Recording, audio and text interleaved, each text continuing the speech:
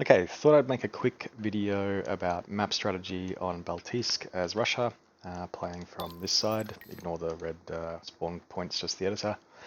Um, Generally on this map, Russia plays 2 players on A, 1 player on B, 2 players on C, and ignores the island just because you're at a disadvantage trying to take it against SF players. I play VDV Moto on this point. Usually it's the only place I play that deck. You can also play guard and make use of the TOS for this forest, but I go with VDV Moto and I'm finding some success with it, mainly because of the VDV Cornet, which I find there's a lot of useful little spots for with open sidelines. And also because you can use the Skrezhet and spam 15 infantry groups in this forest as well. In terms of opener, usually I open with something fast, like the boomerang, and put a sniper and an Igla team in there, and a sniper and a cornet team, just to open into these 2 buildings and get some recon set up, and also to protect against the heli rush. These points with the ATGM teams in them, obviously they're prime targets for tube artillery, so as soon as your cornets fire, you have to swap the buildings, just move them around. And obviously these buildings are great if you can get into them, but they're very easy targets for artillery. In terms of recon, you probably need a sniper in this area, even if just to make sure that they don't have one there. I have a backup one usually here. This is a good spot, and this is a good spot here.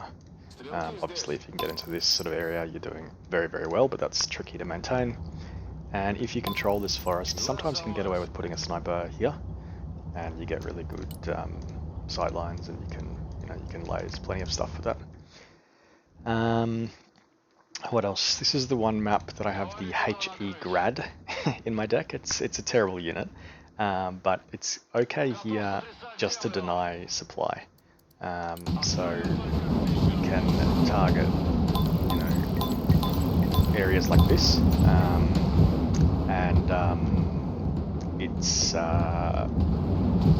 there's limited places really that the opponent can put supply on this map. So if you can use the HE Grad, you're not going to get many kills with it, but just to saturate that sort of area, it can be handy.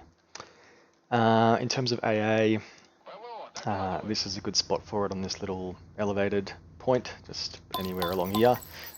But you have to move it as soon as it fires, and just be aware that this is going to be a prime artillery target for the opponent. Otherwise, anywhere here or here or here maybe is possible. Backline's pretty easy. You have the tornadoes and supply. I usually put some supply here, but it's kind of an obvious spot, but you can sometimes get away with it just to resupply the AA. And what else? Yeah, in terms of the opponent, usually the opponent will play Marines through here, just for the infantry spam. And they can potentially try to put a pack here. People get CFVs and SHORADs and try to run them through this area. So usually I have something that can fire, that can do some damage against vehicles in this sort of area. The Sprut, is obviously very low armor, but that you can get decent fire support, around here, and keep it relatively protected. So it's not bad to have that out. What else? You need SHORAD back here to protect your artillery, because the chopper flanks are definitely coming. Or if you're on the other side, you can put manpads in places like these, or even just closer to your artillery. But yeah, you have to be very aware of heli flanks, from Comanches and stuff. And that's about it. You know, the Screz Het is useful to bring 3 5-man squads and charge them through this area. And yeah, I don't know.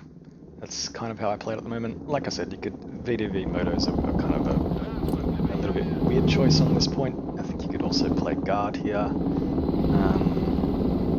reasonably well and use the TOS.